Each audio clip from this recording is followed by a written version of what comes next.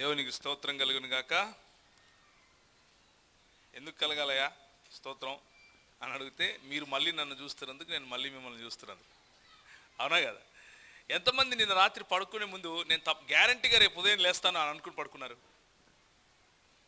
ఎంతమంది గ్యారంటీ ఉంది? ఎవరికి లేదు కదా.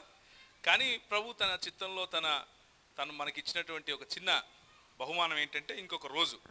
కాబట్టి మనం తిరిగి మన ఫెలోషిప్ అంటే సహవాసంలో కలుసుకున్నందుకు ప్రభుకు మహిమ. మనం రక్షణ అన్న విషయం గురించి మాట్లాడుకుంటూ వస్తున్నాం. నిన్న ఉదయము, నిన్న సాయంత్రము,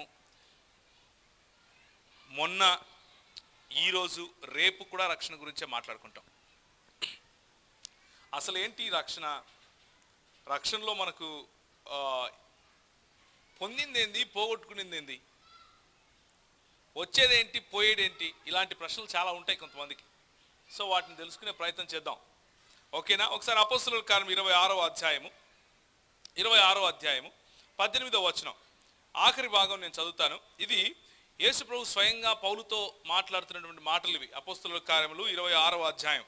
వారు చీకటిలో నుండి వెలుగులోనికి, సాతాను అధికారము నుండి దేవుని వైపుకు తిరిగి నా యందలి విశ్వాసము చేత పాప క్షమాపణను, పరిశుద్ధపరచబడిన వారిలో స్వాస్థ్యమును పొందునట్లు వారి కన్నులు తెరుచుటకై నేను నిన్ను వారి యొద్దకు పంపెదను. రక్షణ మార్గం, రక్షణను ప్రకటించటానికి ఎవరైతే మనం వెళ్తున్నామో, రక్షణ ప్రకటించినప్పుడు జరిగే కార్యం ఏమిటో ఈ మాటల్లో మనకు చాలా స్పష్టంగా కనిపిస్తూ ఉంది. తలలో ఉంచుకుంటే ప్రార్థన చేద్దాం. ప్రభు ఈ వాక్యాన్ని మన కోసము సిద్ధపరచాలని, ఈ వాక్యాన్ని మన కోసము మన హృదయాల్లో పదిలంగా ఉండేలా మరి ఆయన దానిని చేయాలని ప్రభు వైపు చూద్దాం. ప్రభువా నీకు స్తోత్రము, మాతో మాట్లాడండి. ప్రభువా మా మాటల్లో శక్తి లేదు, కానీ నీ వాక్యంలో శక్తి ఉంది కనుక ఈరోజు ప్రభువా ఇక్కడ నుంచి బయలుదేరి వెళ్ళే సమయంలో మరి ప్రభువా ఎంతో కాన్ఫిడెన్స్తో, విశ్వాసంతో ఇక్కడ నుంచి వెళ్ళటానికి మాకు సహాయం దయచేయండి. మీ పైన మిమ్మల్ని ఆనుకుని ప్రభువా మరి ఇక్కడ నుంచి వెళ్ళటానికి మాకు సహాయం దయచేయమని చిన్న ప్రార్థన యేసు నామమున అడుగుతున్నాం తండ్రి, ఆమెన్. హల్లెలూయా. సాతాను అధికారము నుండి దేవుని వైపుకు తిరగటాన్నే రక్షణ అంటారు. ఎవరి అధికారము నుండి? సాతాను అధికారం నుండి. సాతానుకు ఎప్పుడు మనం అధికారం ఇచ్చాం అని ప్రశ్నిస్తే, ఎప్పుడు ఇచ్చాము అంటే ఏదెను తోటలో ఇచ్చాం. ఏదెను తోటలో నేను ఎప్పుడున్నానయా? నేను లేను కదా, ఇది 2017వ సంవత్సరం అని అడిగితే, ఏదెను తోటలో ఎవరున్నారు అంటే మన తండ్రి తండ్రి తండ్రి తండ్రి తండ్రి తండ్రి తండ్రి అయినటువంటి ఆదాము ఉన్నాడు. ఆదాము ఏదెను తోటలో ఉన్నప్పుడు, ఏదెను తోట ఆయన ఆదాముకు ఇచ్చి, ఆదాముకు ప్రభు ఏం చెప్పాడు అంటే, దీనిని పాలించు అన్నాడు, దీనిని ఏలుకో అన్నాడు. ఉన్న ప్రతి ఒక్క పక్షికి పేరు పెట్టమన్నాడు, ప్రతి ఒక్క జంతువుకు పేరు పెట్టమన్నాడు. తనను ఒక రాజుగా, యాజక సమూహముగా ఏర్పరచుకున్నటువంటి వ్యక్తిగా చేసుకున్నాడు. అన్ని జంతువుల పైన ఏర్పరచుకున్నటువంటి వ్యక్తిగా ఆదాముని ఎన్నుకుంటే, ఆదాము ఏం చేశాడు అంటే తీసుకుపోయి ఆ రాజ్యాన్ని ఎవరి చేతికి అప్పగించాడు? ఎవరి చేతికి అప్పగించాడమ్మా? సాతాను చేతికి అప్పగించాడు. రక్షణ అంటే ఏమిటి అంటే కోల్పోయినటువంటి రాజ్యాన్ని తిరిగి పొందుకోవటమే. కోల్పోయినటువంటి రాజ్యాన్ని తిరిగి పొందుకోవటం. ఈరోజు సాయంకాలము కోల్పోయినటువంటి రాజ్యాన్ని తిరిగి పొందుకునే యుద్ధం గురించి మాట్లాడతాను. ఈరోజు సాయంత్రం ప్రతి ఒక్కరు రావాలి. ఈరోజు సాయంత్రము యుద్ధం గురించి మాట్లాడతాను. ఎందుకు అంటే మనం ఏమనుకుంటాం అంటే క్రైస్తవ జీవితం అంటే ఏంటంటే ఎంతసేపు తన్నించుకోవడం, అలా అంత బాగుంది సార్, అంత బాగుంది సార్ అని పోయేది అనే భ్రమలో కొంతమంది ఉంటారు. ఆ విషయం గురించి ఈరోజు సాయంత్రం మాట్లాడతాను. రక్షింపబడిన వాడు ఎలాంటి యుద్ధంలో ఉన్నాడు అన్న విషయం గురించి మాట్లాడతాను. కానీ ఇప్పుడు మనం అర్థం చేసుకోవాల్సిన విషయం ఏమిటి అంటే, మనం కోల్పోయాం, మన భూమిని కోల్పోయాం, మన ఆత్మను కోల్పోయాం, మన వర్చస్సును కోల్పోయాం, మనకున్నటువంటి ఇంగితాన్ని కోల్పోయాం, మనకున్నటువంటి దేవుడు మనకిచ్చినటువంటి అన్ని రకాలైనటువంటి ఈవులను కోల్పోయాం. ఏదేను తోటను కోల్పోయాం, దేవుని యొక్క సన్నిధిని కోల్పోయాం, దేవుని మాటలను కోల్పోయాం, దేవునితో సహవాసాన్ని కోల్పోయాం. కోల్పోయింది ఇది. ఏం కోల్పోయాం మనం అంటే ఇది కోల్పోయాం. ఏం సాధిస్తున్నాం మనం మరి రక్షింపబడి అంటే, రక్షింపబడితే యేసు ప్రభు ఏం మాటలు చెప్తున్నాడు? సాతాను అధికారము నుండి దేవుని వైపునకు తిరిగి నా యందలి విశ్వాసము చేత పాప క్షమాపణను పరిశుద్ధపరచబడి వారిలో స్వాస్థ్యమును మనకు ఇస్తాడు. మొట్టమొదటిగా మనం కోల్పోయిన దాన్ని తిరిగి తెచ్చుకుంటాం. ఏం కోల్పోయాం? మన అధికారాన్ని కోల్పోయాం. దేనిపైన అధికారాన్ని కోల్పోయాం? సృష్టిపైన అధికారాన్ని కోల్పోయాం. మానవుడు సృష్టిని శాసించేవాడిగా ప్రభు చేస్తే, మానవుడు సృష్టిని ప్రిజర్వ్ చేసేవాడిగా లేకపోతే దాన్ని సంరక్షించేవాడిగా ప్రభు చేస్తే, మనము సృష్టినే మన దేవుణ్ణి చేసుకుని దాని ముందు దాసోహం అని ఆరాధిస్తున్నాం. అది మనం కోల్పోయింది. ఇప్పుడు యేసు ప్రభువులో మనం తిరిగి సంపాదించుకున్నది ఏమిటి అంటే, యేసు ప్రభువులో మనం తిరిగి సంపాదించుకునేది ఏమిటి అంటే, దేవుని వైపుకు తిరిగినప్పుడు, యేసును మన సొంత రక్షకునిగా అంగీకరించినప్పుడు మనం ఏం సంపాదించుకుంటాము అంటే, దేవుడు మనకిచ్చినటువంటి ఆ అధికారాన్ని తిరిగి సంపాదించుకుంటాం. అందుకనే యోహాను సువార్తలో ఎందరూ ఆయనను స్వీకరించిరో వారందరికీ దేవుని, మళ్ళీ చెప్పండి, నాకు వినపడలేదు, దేవుని, బైబిల్ తెలుసా మీకు అసలు? మళ్ళీ చెప్పండి, గట్టి చెప్ప. దేవుని పిల్లలగుటకు ఏమిచ్చాడు? అధికారం ఇచ్చాడు. ఎవరైతే రక్షింపబడతారో, అమ్మా మనకేమొచ్చింది? ఇప్పుడు అధికారం వచ్చింది. మనం ఇప్పుడు భుజాలు కింద వేసుకొని అయ్యా అయ్యా చెప్పయ్యా కొంచెం ఇస్తావా అని అడుక్కునే వాళ్ళం కాదు. మనం అధికారంతో ఎనిక్కి తీసుకునే వాళ్ళం. మనం అధికారంతో సాతాను తలపైన కాలు పెట్టి ఇది నాదిరా, అదే రక్షణ అంటే. రక్షణ అంటే ధైర్యంగా బ్రతకటం. రక్షణ అంటే దేవుడు నా వైపు ఉన్నాడు, నేను దేవుని వాణ్ణి అని తెలుసుకోవటం. నిజమైన మన గుర్తింపును మనం తెలుసుకోవటం. పోగొట్టుకున్నటువంటి మన రాజ్యాన్ని తిరిగి సంపాదించుకోవటం. పోగొట్టుకున్నటువంటి మన గుర్తింపును తిరిగి సంపాదించుకోవటం. రక్షణ అంటే మన పైన పాపపు సంకెళ్ళు ఏవైతే సాతానుడు పెట్టాడో, మన పైన పాపపు శాపపు సంకెళ్ళు ఏవైతే సాతానుడు ఈ లోకము పెట్టిందో, ఈ శరీరం పెట్టిందో, వాటి నుంచి విడిపింపబడటం, వాటి నుంచి తిరిగి దేవుని వైపుకు తిరగటం. దేవుడు ఆదామును ఏ విధంగా అయితే ఆ రోజు నీతిమంతునిగా లేకపోతే ఇన్నోసెంట్గా, పాపము ఎరుగని వాడిగా, పాపము చేయని వాడిగా చేశాడో, అలాంటి స్వరూపం వైపుకు తిరిగి మనం ప్రయాణం చేయటం. ఆజాద్ ఇంతవరకు చెప్పినప్పుడు ప్రతిరోజు మనం మన పాపాలను ఒప్పుకోవాలి అన్నాడు. అది రక్షణలో ఉన్నటువంటి ఒక భాగము. అది మాత్రమే రక్షణ కాదు. పాపాలు ఒప్పుకున్నంత మాత్రాన రక్షణ వస్తుందని కాదు. రక్షణ వచ్చింది కాబట్టి పాపాలు ఒప్పుకుంటారు. గుర్తుపెట్టుకోండి మళ్ళీ ఒకసారి. పాపాలు ఒప్పుకున్న ప్రతి ఒక్కరికి రక్షణ వస్తుందని కాదు. రక్షింపబడిన ప్రతివాడు పాపములను ఒప్పుకుంటాడు అని అర్థం. దాని అర్థం ఏంటో నేను మళ్ళీ చెప్తాను. ఒకసారి మనం వెళ్దాం.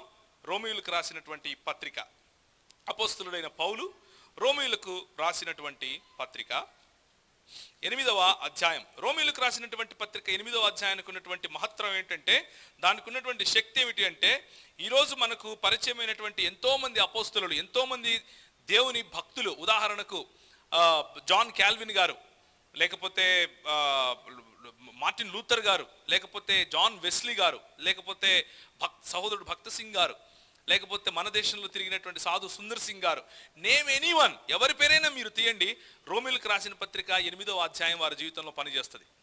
ఎందుకు అంటే, రోమీయులకు రాసిన పత్రిక 8వ అధ్యాయాన్ని మొత్తము క్రైస్తవ శాస్త్రానికి లేకపోతే క్రీస్తు శాస్త్రానికి ఒక సినాప్సిస్, సారాంశము అని చెప్పచ్చు.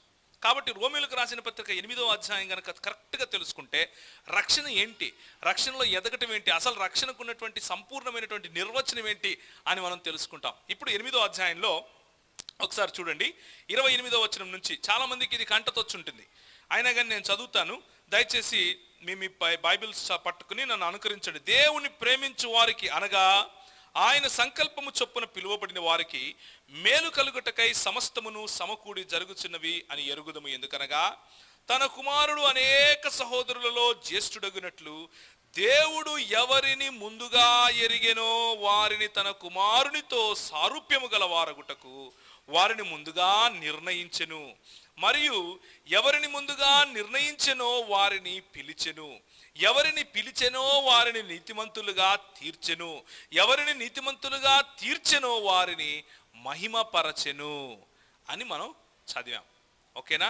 ఇప్పుడు రక్షణకు ఉన్నటువంటి వివిధ భాగాల గురించి మనం మాట్లాడుకుంటున్నాం. ఇంతవరకు రక్షణ గురించి ఏం చూసాము అంటే, గత 2 రోజులుగా రక్షణ ఉచితంగా వస్తుంది. మొట్టమొదటి మాట, రక్షణ మనం సంపాదించుకున్నది కాదు. నేను కష్టపడి పాపాలు ఒప్పుకుంటే వచ్చేది కాదు. నేను కష్టపడి మంచి పనులు చేస్తే వచ్చేది కాదు. దేవుడు ఉచితంగా తన కృపలో ఇచ్చేది రక్షణ అని తెలుసుకున్నాం. అయితే రక్షింపబడిన వాడు తప్పకుండా మంచి పనులు చేస్తాడు అని కూడా తెలుసుకున్నాం. తప్పకుండా వాడి జీవితంలో మార్పు కనిపిస్తుంది అని చూసాం. తప్పకుండా వాడు దేవునికి తగినటువంటి జీవితాన్ని జీవిస్తాడు అని చూసాం. ఇప్పుడు ఆ రక్షణలో ఉన్నటువంటి భాగాలు చూస్తాం. ఆ రక్షణలో మన జీవిత కాలములో జరిగే వేరు వేరు భాగాలను చూస్తాం. ఇది చూడటానికి ముందు కథ చెప్తాను, లేకపోతే 3 ఉదాహరణలు చెప్తాను. ఇప్పుడు కోతి ఒకటి ఉంటుంది, ఒక పెద్ద కోతి. కోతికి పిల్ల పుట్టిందనుకో, పిల్ల ఏడుంటుంది? సంకలో ఉంటుందా? ఏందమ్మా, కోతికి సంకలో ఉంటుందా పిల్ల? నువ్వు చెప్పి ఏడుంటుంది? పొట్టకు గరుచుకుంటుంది కదా. కోతి ఆడకపోతే ఆడకు పిల్ల కూడా పోతూ ఉంటుంది. కోతి అసలు ఈ పిల్లని పట్టించుకోదు. కోతిని కరుచుకొని ఉండే పని ఎవరిది? కోతిని కరుచుకొని ఉండాల్సిన పని ఎవరిది? ఇప్పుడు పెద్ద కోతి ఈ నుంచే ఎగిరింది అనుకో, పిల్ల కోతి కూడా ఎగురుతుందా? పవర్ కట్ అయిందా? వచ్చిందే. ఓకే, పెద్ద కోతి ఆ నుంచి ఇటు దూకింది అనుకో, పిల్ల కోతి కూడా వస్తుందా? పిల్ల కోతి దూకాల్సిన అవసరం ఉందా? లేదా? లేదా. కానీ పట్టుకొని ఉండకపోతే పడిపోతుంది. ఇది రక్షణ గురించినటువంటి అవగాహనలో మొట్టమొదటి అవగాహన. మళ్ళీ ఏందో చెప్తా దాని గురించి, కానీ ఒకసారి గుర్తుపెట్టుకోండి. కోతి పిల్ల. కానీ ఈ కోతి పిల్ల కోతికి ఉన్నటువంటి సంబంధంలో ఎవరు పని చేస్తున్నారు? కోతి పిల్ల పని చేస్తూ ఉంది. ఎందుకు? కోతి పిల్ల పట్టుకొని ఉంటేనే కోతితో ఉంటుంది. కోతి పిల్ల వదిలేస్తే కోతికి దూరం అయిపోతుంది. ఓకే, రెండవది పిల్లి పిల్ల. చెప్పండి, పిల్లి ఎందరిళ్ళలో పిల్లలు పెట్టింది ఇంతకుముందు? ఎప్పుడైనా పెట్టిందా? పెట్టలే. ఓకే, ఆ ఇల్లు మార్చాలనుకో, పిల్లి 7 ఇండ్లు మారుస్తుందంట అంటారు. అట్లా మరి నాకు తెలియదు నిజమో కాదో. మారుస్తుందా? 7 ఇండ్లు మారుతుంది. ఒక ఇంట్లో నుంచి ఇంకో ఇంటికి పోయేటప్పుడు ఏం చేస్తుంది? ఎట్లా తీసుకుపోతుంది పిల్లల్ని? నోట కరుచుకొని పోతుంది. చిన్న పిల్లి ఏమైనా చేస్తుందా? ఏం చేయదు. ఎవరు కరుచుకొని తీసుకుపోతారు దాన్ని? పెద్ద తల్లి పిల్లి తీసుకుపోతుంది. ఎట్లా? నోట కరుచుకొని తీసుకుపోతుంది. ఇది రెండవ ఎగ్జాంపుల్ రక్షణ గురించే. ఓకే, ప్రజల్లో ఉన్నటువంటి అవగాహన గురించి చెప్తున్నా.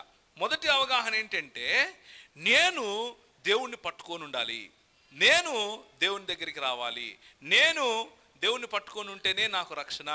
నేను ఒకవేళ ఏదైనా వదిలేస్తే దేవుణ్ణి, నేను ఒకవేళ ఏదైనా పాపం చేస్తే నేను వెళ్ళిపోతాను, నేను కింద పడిపోతాను, నేను చిన్న తప్పు చేసినా కానీ ఇంకా పనికి రాకుండా పోతాను. దీన్ని ఏమంటారు అంటే, ఇది ఒక రకమైన మతం. అన్ని మతాలతో సహా క్రైస్తవ మతం గురించి కూడా మాట్లాడుతున్నాను. దీన్ని ఏమంటారు అంటే మతం, జడ్జిమెంటల్ అంటారు. లేకపోతే రక్షణ నా వలన వస్తోంది అని అనుకునే అవగాహన. రక్షణ మనిషి వలన వస్తుంది, మనిషి దేవుణ్ణి ఆనుకోవడం కారణంగా వస్తుంది అని అనుకునే అవగాహన ఇది. అందులో దేవుని పని ఏమీ లేదు. దేవుడేమో ఇచ్చేశాడు, కానీ మనిషే పట్టుకొని ఉండాలి, మనిషి వదిలేస్తే రక్షణ పోతుంది. మనిషి హత్తుకొని ఉండకపోతే వాడు ఎందుకు పనికి రాకుండా పోతాడు. అందులో కొంచెం సత్యం ఉంది, లేదనటం లేదు. కానీ బైబిల్ చెప్పే సత్యం అది మాత్రమేనా అని చూడాలి. ఇంకొక రెండవ ఉదాహరణ ఏంటంటే, పిల్లను తీసుకుని 7 ఇండ్లు మారుస్తూ ఉంది. అంతేనా కదా. ఇప్పుడు రెండవ ఉదాహరణలు ఏంటంటే, మనిషి చేసేది ఏమీ లేదు, అంతా దేవుడే చేస్తాడు. నీకు ఇచ్చేది ఆయనే, నీతో పాపం చేయించేది ఆయనే, నీతో పాపానికి క్షమాపణ చేయించేది ఆయనే, నీకు రక్షణ ఇచ్చేది ఆయనే, పోగొట్టేది ఆయనే. అసలు పోగొట్టాడు, ఇక ఆయన అందరినీ రక్షిస్తాడు లాస్ట్కి. అవునా కదా. అట్లాంటి వాళ్ళు కూడా ఉంటారు. ఎట్లాంటి వాళ్ళు ఉంటారు అంటే, నువ్వు చర్చికి వచ్చినావు కదా, ఇంకా అయిపోయాయి, రక్షణ ఏదో నీకేం తెలుసు, నాకే లేదు, నీకేం తెలుసు, లాస్ట్కు ఇంక అందరూ పోతారు పరలోకానికి అనేటోళ్ళు కూడా ఉంటారు. ఎందుకంటే అంతా చేసేది ఎవరు? దేవుడే. అవునా కదా. ఇది ఎట్లుంటుంది అంటే, శివుడాకి లేదే శివేనికి ఉంటుంది అంటారు కొంతమంది. అవునా కదా. అట్లాంటి వాళ్ళు వీళ్ళు. అంటే దీంట్లో నీ పని ఏమి లేదు, ఇంకా అంత దేవుడే. నువ్వు పాపం చేస్తే ఏంది, పాపం చేయకపోతే ఏంది, నువ్వు మంచి చేస్తే ఏంది, చేయకపోతే ఏంది, అంతా దేవుడు చూసుకుంటాడు. నీతో చేయించేది ఆయనే, నువ్వు చేసినావంటే కూడా దానికి కారణం ఆయనే. ఇది రెండు. కానీ బైబిల్ చెప్పేది అది కాదు ఇది కాదు. జాగ్రత్తగా వినండి అమ్మా. బైబిల్ అది చెప్పదు ఇది చెప్పదు, రెండు చెప్తుంది. రెండు చెప్తుంది. ఇప్పుడు అన్న మీరు మీ కొడుకు రండి, మీరు మీ అన్న అందరూ అన్నం చూడండి. రండి రండి రండి రండి. ఎట్టొస్తున్నారు వాళ్ళు? ఎట్లా వస్తున్నారు వాళ్ళు? ఎవరిని పట్టుకున్నారు? ఎవరిని పట్టుకున్నారు? మీరు కూర్చోండి అన్న. ఇంకా అదే ఆన్సరు. మనం కోతులము కాదు, పిల్లులము కాదు, మనం ఎవరిలం? మనుషులం. అవునా కదా? మనం ఎవరి స్వరూపంలో చేయబడ్డాం? దేవుని స్వరూపంలో చేయబడ్డాం. దేవుని స్వరూపంలో చేయబడ్డాం కాబట్టి మనం పాపంలో పడిపోయినా కానీ అన్ని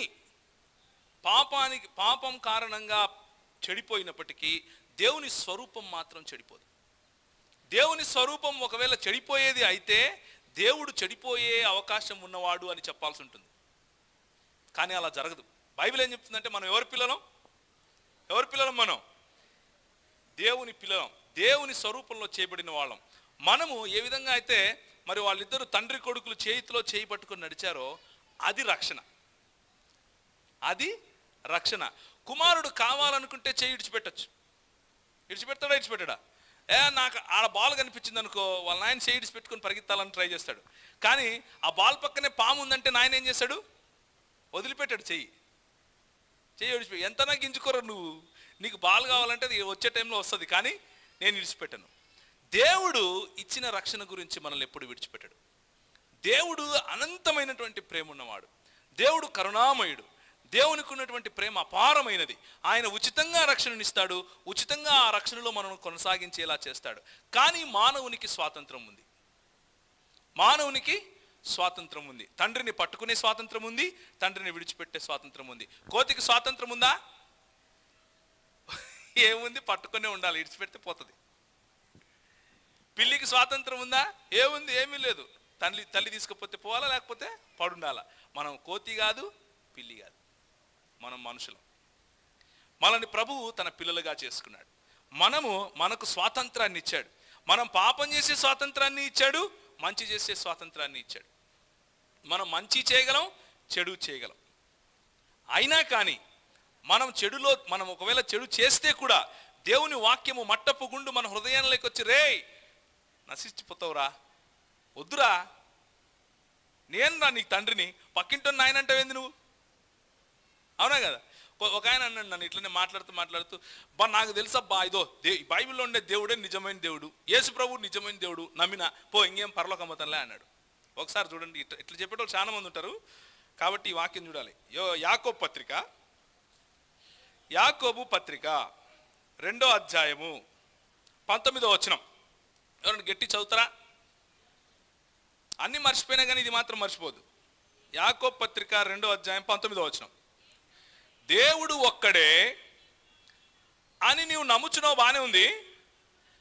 అలాగ నమ్మడం బానే ఉందయా. నీకో విషయం తెలుసో, దయ్యాలు కూడా నమ్ముతాయి. దయ్యాలు నమ్మి ఏం చేస్తున్నాయంట? చదువక్క మళ్ళీ ఒకసారి. దయ్యములను నమ్మి వణుకుచున్నాయి. అది సమస్య. నువ్వుగా వణకవు అసలు. దేవుడు ఒక్కడని నాకు తెలుసులే, యేసు ప్రభు దేవుడు అని నాకు తెలుసులే అంటావు నువ్వు, అంతే. కానీ దయ్యాలకు కూడా తెలుసు అది. మా అవి కూడా పోతాయి పరలోకానికి.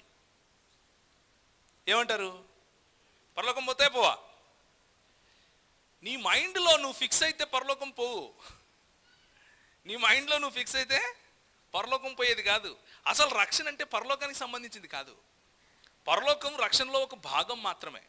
మన గోల్, మనకున్నటువంటి గురి పరలోకం పోవడం కాదు. పరలోకం పోవడం మన గురి అయితే యేసుప్రభు ఇంత చేయాల్సిన అవసరం లేదు. మన గురి దేవునితో సాన్నిహిత్యం. మన గురి దేవుని పోలికలో ఎదగటం. మన గురి క్రీస్తుకు దగ్గరగా నడవటం. మన గురి క్రీస్తు సారూప్యంలోకి రావటం. మన గురి మన తండ్రితో ఏకం కావటం. మన గురి మన తండ్రితో కలిసి జీవించటం. సదాకాలము నీ మందిరములో నేను నివాసము చేతును. సదాకాలము. ఏంటి? ఆయన మందిరంలో బంగారం ఉంటుందని పోతామా? తినటానికి పోతామా? యేసుప్రభు ఏమన్నాడు? పరలోక రాజ్యంలో తినడం కాదు, తాగడం కాదు, ఏముంది? Righteousness, peace and joy in the holy ghost. అంటే నీతియు, సమాధానమును మరియు ఆత్మయందు ఏమేం గుర్తులేదా? నీతియు సమాధానమును మరియు ఆత్మయందు సంతోషం. అది పరలోకం. పరలోకం అంటే ఏదో ఆడేది భవంతులు ఉంటాయి, ఆడ పెద్ద ఒకటి శామ్యాన వేసి ఉంటారు, వండుతా అంటారు, ఒకటేమైనా పొద్దు నుంచి రాత్రి దాకా తినడమే అని అనుకుంటారు. పరలోకం అంటే దేవుని స్థానం, పరలోకం అంటే దేవుని మహిమ, పరలోకం అంటే ఆశ్చర్యకరమైన వెలుగు, పరలోకం అంటే సమీపించరాని తేజస్సులో దేవుడు కూర్చుని ఉంటే ఆయన సన్నిధిలో మనం పోయి ఉండటం.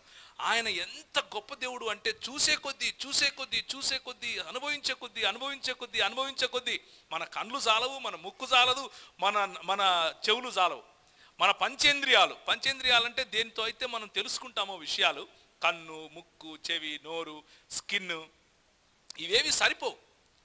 అలాంటి దేవుని దగ్గర చిరకాలము సదాకాలము ఉండటం, అది మనం పోగొట్టుకున్నటువంటి మన స్వాస్థ్యము, మనం పోగొట్టుకున్నటువంటి మన దేవుని యొక్క సన్నిధి, మనం పోగొట్టుకున్నటువంటి దేవునితో ఉన్నటువంటి సహవాసం, మనం పోగొట్టుకున్నటువంటి దేవునితో ఉన్న సంబంధాన్ని తిరిగి తీసుకొచ్చుకోవడమే రక్షణ. అది వెంటనే అయిపోతుంది, అట్లయిపోతుంది. ఎప్పుడైతే మనం యేసు ప్రభు నిజమైన దేవుడు అని నమ్ముతామో, ఎప్పుడైతే యేసు ప్రభు నా కోసం సిలువలో చనిపోయాడు అని నమ్ముతామో, ఎప్పుడైతే దేవుడు ఆయనను మృతులలో నుండి లేపాడు అని నమ్ముతామో, ఎప్పుడైతే యేసు ప్రభు పాదాల దగ్గరికి వచ్చి నేను పాపిని, నా వల్ల కాదు, ఇంకా నేను కష్టపడ్డాను, నేను ఎంత ప్రయత్నం చేయాలో అంత ప్రయత్నం చేశాను, అన్ని మతాలు చూశాను, నా వల్ల కాదు, నువ్వే నాయనా నాకు అని ఏ రోజు అంటామో, చేతులు ఎత్తేస్తామో, ఆ రోజు రక్షణ మొదలు. అందుకనే గుర్తుంచుకోండి, ఇది రక్షణ అన్నది మనకు వచ్చేసింది, వస్తూ ఉంది, రాబోతోంది. మళ్ళీ జాగ్రత్తగా చెప్తాను వినండమ్మా. వచ్చేసింది, వస్తూ ఉంది, రాబోతోంది. పదము ఒకటే, కానీ దాంట్లో ఉన్న భాగాలు వేరు. రక్షణ వచ్చేసింది అని అంటే దేవుడు మనం పుట్టక ముందే, ఎప్పుడు భూమి ఆకాశములకు పునాది వేయక ముందే యేసులో మనల్ని ఎన్నుకున్నాడు. ఒకసారి ఒక మాట చూస్తారా దేవుని గ్రంథంలో?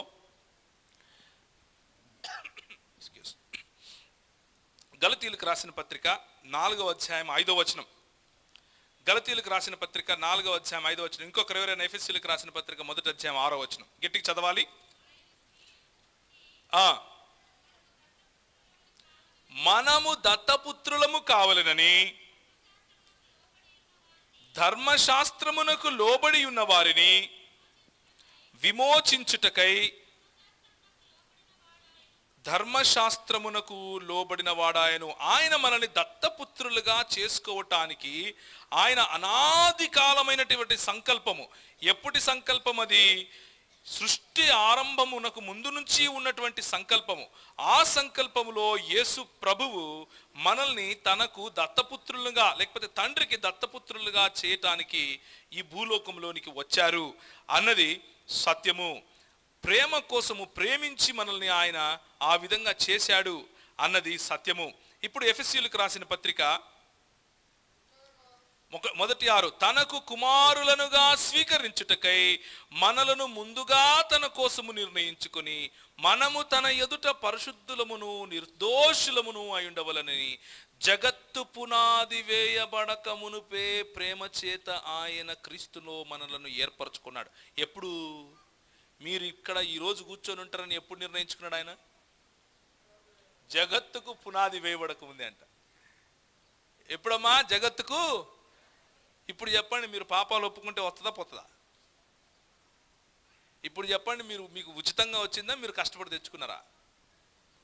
ఇప్పుడు చెప్పండి, మీరు మీ పాపాలను వదిలేసి ఈ జగత్తు పునాది మొదలు నుంచి మిమ్మల్ని ఏర్పరచుకున్నటువంటి దేవునికి సరిపోయేట్లుగా జీవించాలా, జీవించకూడదా?